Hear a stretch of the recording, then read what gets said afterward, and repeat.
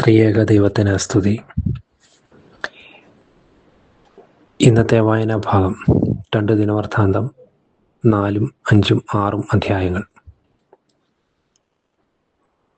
ഇന്നത്തെ നമ്മുടെ ധ്യാനത്തിനുള്ള കുറിവാക്യം 2 ദിനവൃത്താന്തം 4 അധ്യായം 11 വാക്യം.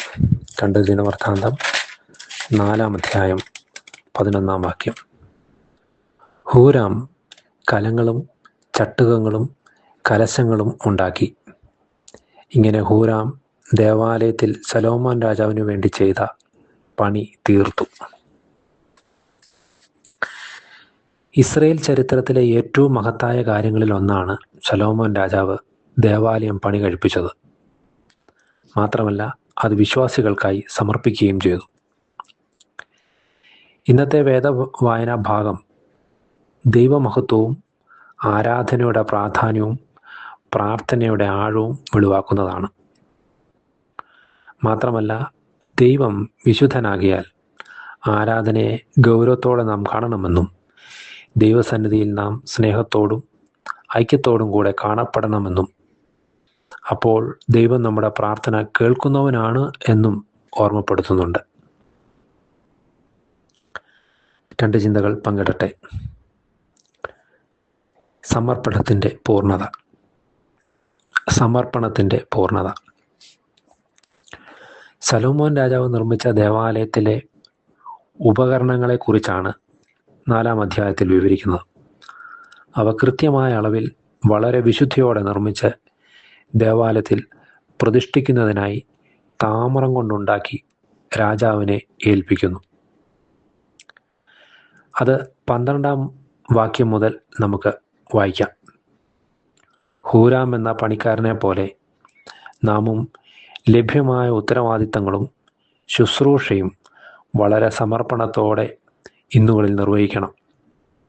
ഒപ്പം ആരാധനയിൽ ഏറ്റവും ഉത്തമമായത് ദൈവത്തിനായി സമർപ്പിക്കുകയും വേണം. ദൈവാരാധന സാധാരണമായതോ നിസ്സാരമായതോ ആയി കരുതരുത്.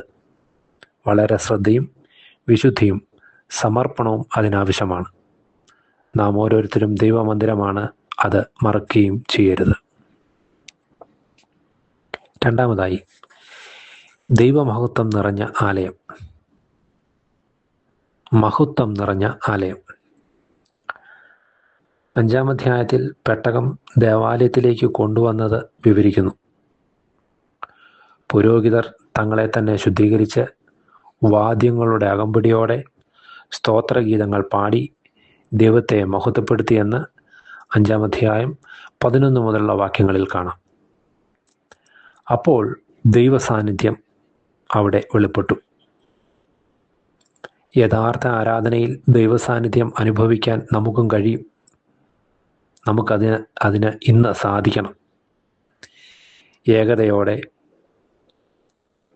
അല്ലെങ്കിൽ ഐക്യത്തോടെ ആരാധിക്കുമ്പോൾ അത്ഭുതങ്ങൾ സംഭവിക്കും. പ്രാർത്ഥന കേവലം ഒരു ചടങ്ങല്ല, ദൈവവുമായി അഭേദ്യമായ ബന്ധത്തിൻ്റെ രൂപീകരണം കൂടിയാണ്. ശലോമോൻ രാജാവിൻ്റെ കാലത്തെ പ്രാർത്ഥനാനുഭവം നമ്മുടെ കൂട്ടായ്മകളിലും ദേവാലയ ആരാധനകളിലും സംഭവിക്കാൻ സർവശക്തൻ ഏവരെയും സഹായിക്കട്ടെ എന്ന് ആശംസിക്കുന്നു. നമുക്ക് പ്രാർത്ഥിക്കാം.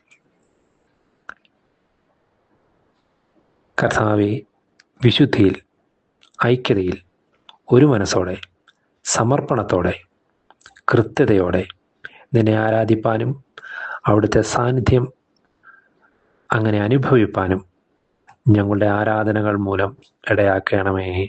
ആമേൻ.